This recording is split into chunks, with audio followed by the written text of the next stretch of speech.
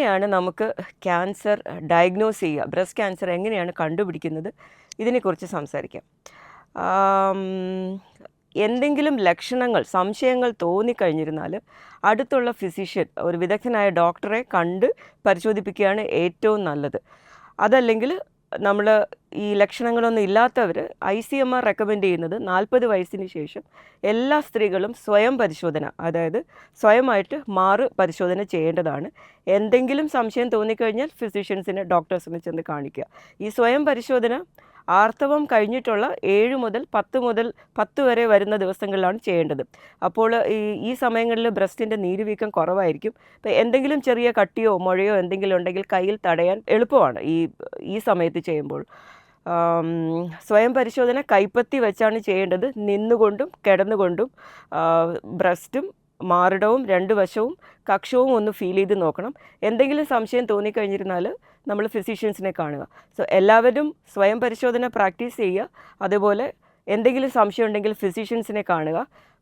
പ്രധാനമായിട്ടും നമ്മൾക്ക് എന്തെങ്കിലും സംശയം ഉണ്ടെങ്കിൽ മാമോഗ്രാം എന്ന ടെസ്റ്റ് വെച്ചിട്ടാണ് നമ്മൾ ഈ ബ്രസ്റ്റ് ക്യാൻസർ ഡയഗ്നോസ് ചെയ്യുന്നത്. Mammogram is an X-ray of the breast. It is a very basic and a very safe investigation. പലയിടത്തും മാമോഗ്രാം ചെയ്തു കഴിഞ്ഞാൽ അത് കാരണം ബ്രസ്റ്റ് ക്യാൻസർ ഉണ്ടാവാൻ സാധ്യതയുണ്ടെന്ന് പലരും പറയുന്നത് കേൾക്കാം. പക്ഷേ അതിലൊന്നും ഒരു തെളിവുമില്ല. Mammogram is a safe investigation. ഒരു നെഞ്ചിൻ്റെ എക്സ്റേ എടുക്കുന്നതിനും ലോ ഡോസ് റേഡിയേഷനാണ് മാമോഗ്രാമിന് ഉപയോഗിക്കുന്നത്. മാത്രമല്ല ഇപ്പോഴത്തെ കാലത്ത് ഈ നൂതനമായ മാമോഗ്രാം രീതികളുണ്ട്. 3D മാമോഗ്രാം എന്ന് പറയും, കോൺട്രാസ്റ്റ് മാമോഗ്രാം.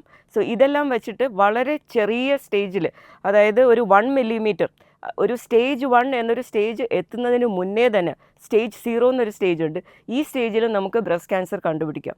സോ പരിശോധനകളിൽ സംശയമൊന്നും ഇല്ലെങ്കിലും 40 വയസ്സ് കഴിഞ്ഞ സ്ത്രീകൾ വർഷം തോറും മാമോഗ്രാം എടുക്കാനാണ് നമ്മുടെ ICMR ശുപാർശ ചെയ്യുന്നത്.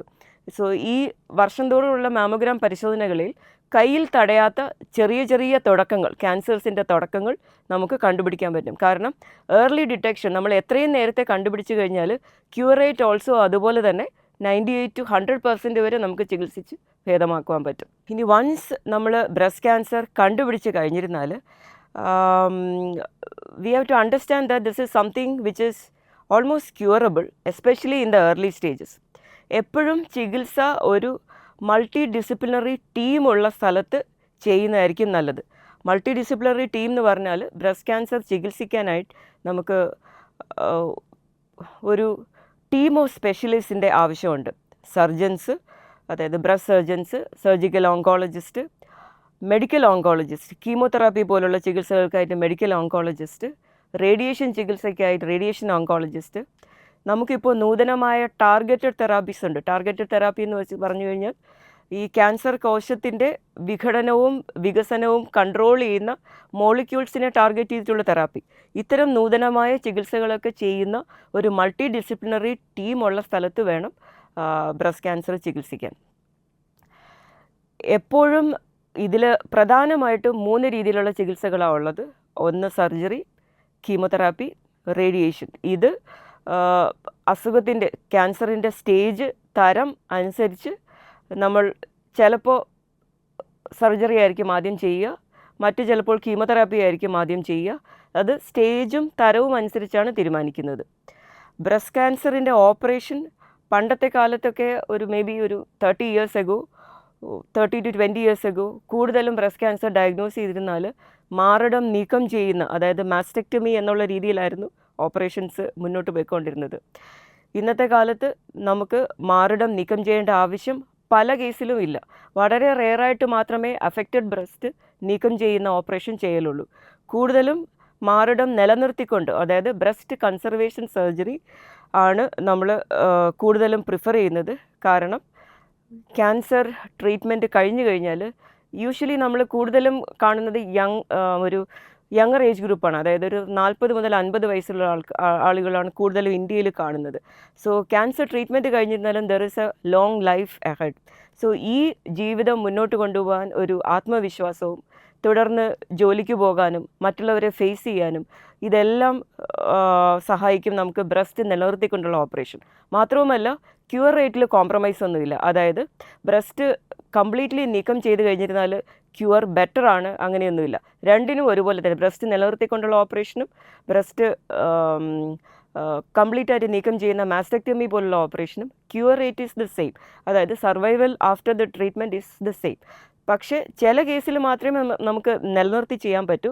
അതെല്ലാം ട്യൂമറിൻ്റെ തരവും ഒരു ട്യൂമർ എത്രമാത്രം ഉണ്ട്, സൈസ് എങ്ങനെയാണ്, റിമൈനിങ് ബാക്കിയുള്ള ബ്രസ്റ്റ് എല്ലാം ടോട്ടലി നോർമലാണോ, അതൊക്കെ നമ്മൾ MRI പോലുള്ള ടെസ്റ്റുകൾ ചെയ്ത് പരിശോധിച്ച് റിമൈനിങ് ബ്രസ്റ്റ് ടോട്ടലി നോർമൽ ആണെങ്കിൽ മാത്രമാണ് ബ്രസ്റ്റ് നിലനിർത്തിക്കൊണ്ടുള്ള ഓപ്പറേഷന് പോകുന്നത്. ബ്രസ്റ്റ് നിലനിർത്തിക്കൊണ്ടുള്ള ഓപ്പറേഷൻ കൂടെ തന്നെ നമുക്ക് അതിൽ ഷേപ്പ് വ്യത്യാസം വരാതിരിക്കാനായിട്ട് ഓങ്കോപ്ലാസ്റ്റി പോലുള്ള സർജറിയും നമുക്ക് അവൈലബിൾ ആണ്. ഓങ്കോപ്ലാസ്റ്റി ചെയ്യുമ്പോൾ ഓപ്പറേറ്റ് ചെയ്ത ബ്രസ്റ്റുകൾ മിക്കവാറും എന്താ പറയുക, ഒരു സർജറി കഴിഞ്ഞ ലക്ഷണമൊന്നും കാണലില്ല. ഷേപ്പിലും സൈസിലും ഒന്നും വ്യത്യാസം ഇല്ലാതെ നല്ല രീതിയിൽ ബ്രസ്റ്റ് കൺസർവേഷൻ സർജറി ചെയ്യാൻ ഇപ്പോൾ ഓങ്കോപ്ലാസ്റ്റിക് പ്രൊസീജിയേഴ്സ് കൊണ്ട് സാധിക്കുന്നുണ്ട്. അതുപോലെ അഥവാ നമുക്ക് ബ്രസ്റ്റ് നീക്കം ചെയ്യേണ്ടി വന്നിരുന്നാലും മാറിടം പുനർനിർമ്മിക്കുക, പ്ലാസ്റ്റിക് സർജൻസിൻ്റെ സഹായത്തോടെ മാറിടം പുനർനിർമ്മിക്കുന്ന സർജറിയും അവൈലബിൾ ആണ്. പുനർനിർമ്മാണം ഒന്നുകിൽ ഇംപ്ലാന്റ് വെച്ചിട്ട് അതല്ലെങ്കിൽ ശരീരത്തിൽ നിന്ന് തന്നെ ദശയെടുത്ത് ഒരു സൈഡിൽ നിന്ന് മാറ്റി മറ്റൊരു സ്ഥലത്ത് കൊണ്ടുവയ്ക്കുന്ന പുനർനിർമ്മാണ പ്രക്രിയകളും ഇപ്പോൾ അവൈലബിൾ ആണ്. ഓവറോൾ നമ്മൾ ബ്രസ്റ്റ് ക്യാൻസറിൻ്റെ ചികിത്സാ രീതിയിൽ ഒരുപാട് വ്യത്യാസങ്ങൾ സർജറിയിലും ട്രീറ്റ്മെൻറ്റിലും ഈ കഴിഞ്ഞ 10-15 വർഷങ്ങളിൽ ഒരുപാട് ചികിത്സാ രീതിയിൽ വ്യത്യാസം വന്നിട്ടുണ്ട്. ഇമേജിങ്ങിൽ വ്യത്യാസം വന്നിട്ടുണ്ട്. മാമോഗ്രാം നല്ല രീതിയിൽ അപ്ഗ്രേഡഡ് ആയിട്ടുണ്ട്. പണ്ടത്തെ പോലെ 2D മാമോഗ്രാം 2 ഫിലിംസ് അല്ല. We have something like CT scan of the breast, contrast mammography, MRIക്ക് ഈക്വലായിട്ട് തന്നെ കോൺട്രാസ്റ്റ് മാമോഗ്രാഫി ഉണ്ട്. അതുപോലെ ടാർഗറ്റഡ് തെറാപ്പീസ് എന്ന് പറഞ്ഞാൽ മറ്റ് അവയവങ്ങൾക്ക് അധികം സൈഡ് ഇഫക്ട്സ് ഇല്ലാതെ പ്രത്യേകിച്ച് ആ ക്യാൻസറിൻ്റെ വിഘടനത്തിന് സഹായിക്കുന്ന മോളിക്യൂളിനെ ടാർഗറ്റ് ചെയ്തിട്ടുള്ള തെറാപ്പീസ്, നൂതനമായ surgical methods, implant reconstruction or free flap reconstruction, oncoplasty, ഇതെല്ലാം വെച്ച് നമുക്ക് ട്രീറ്റ്മെൻറ്റ് നല്ല രീതിയിൽ we are able to provide now. Overall, if detected early and in time, cure rate is also very high.